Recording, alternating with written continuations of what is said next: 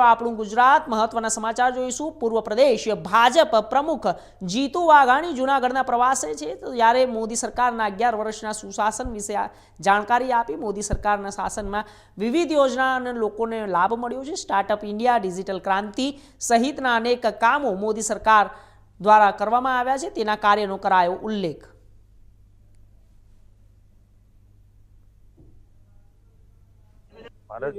ભારત સરકારના 11 વર્ષ સેવા, સુશાસન અને ગરીબ કલ્યાણના માનનીય મોદીજીને ભારતીય જનતા પાર્ટીના નેતૃત્વની અંદર આપણે સૌએ અનુભવ્યા છે। એની પ્રેસ વાર્તા અને સાંજે વિશિષ્ટ વ્યક્તિઓ સાથેનું સંમેલન પણ યોજાવાનું છે। સમગ્ર દેશમાં આ પ્રકારની પ્રેસ કોન્ફરન્સો થઈ છે, ત્યારે જૂનાગઢ મુકામે માનની ગૌરવભાઈ રૂપારેલિયા, માનની પ્રમુખશ્રી સંજયભાઈ, મુકેશભાઈ, માનની મેયરશ્રી વગેરેની વિશેષ ઉપસ્થિતિમાં આજે યોજાણી છે। આ 11 વર્ષ એ સફળતાના 11 વર્ષ છે। આ 11 વર્ષ એ સેવાના છે, સુરક્ષાના છે, સ્વાભિમાન અને ગૌરવ અપાવનારા 11 વર્ષ છે।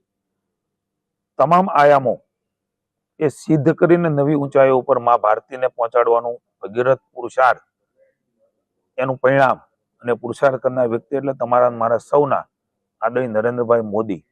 પરિણામો જ્યારે આપવાના હોય છે ત્યારે એ માત્ર વાતો કરવાથી નથી મળતા હોતા। સર્વાંગી વિકાસ, તમામ સમૂહનો વિકાસ અને એ તમામ વર્ગને અનુભૂતિ થાય કે મારી સરકાર છે। એના માટે કોઈ વ્યક્તિ એક મહેનત કરી રહ્યો છે, ત્યારે ખૂબ ટૂંકા ગાળામાં આટલા પરિણામો મળ્યા છે।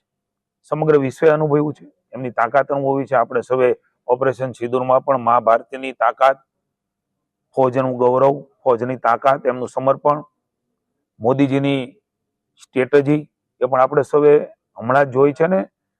મા ભારતી સમગ્ર વિશ્વને જોવાનો નજરિયો એ બદલાણા છે, ત્યારે વિશ્વગુરુના સ્થાને મા ભારતી બેસે એના માટે એ ગરીબ કલ્યાણકારી નીતિઓથી માંડીને આર્થિક ક્ષેત્ર હોય, વેપારી હોય, ગરીબ લોકો હોય, ખેડૂતો હોય, બહેનો હોય, યુવાનો હોય, એ તમામને આજે ભરોસો ઉભો થયો છે કે મોદીજી છે, મોદી હે તો મુમકિન હે।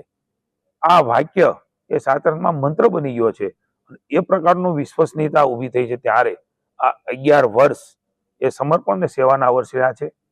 મેં કીધું એમ કોઈ વ્યક્તિએ સંપૂર્ણ ડેડિકેશન સાથે પોતાના જીવનને ખપાવવા માટે મા ભારતી માટે નીકળી પડ્યા છે, એવા મહાપુરુષ આપણને મળ્યા છે। ત્યારે આપણે સૌ સાથે મળીને મા ભારતીને વિશ્વગુરુના સ્થાને બેસાડવા માટે સમગ્ર ભારતવાસીઓ એક થઈને મોદી સાહેબ ઉપર ભરોસો રાખી રહ્યા છે। ત્યારે મને સંપૂર્ણ ભરોસો છે કે આવનારા દિવસોમાં મા ભારતી એ વિશ્વગુરુના સ્થાને બેસશે, 3જા નંબરનું અર્થતંત્ર બનશે અને સમગ્ર વિશ્વ એ ભારત શું બોલે છે એની રાહ જોયા પછી એ રિએક્શન આપશે।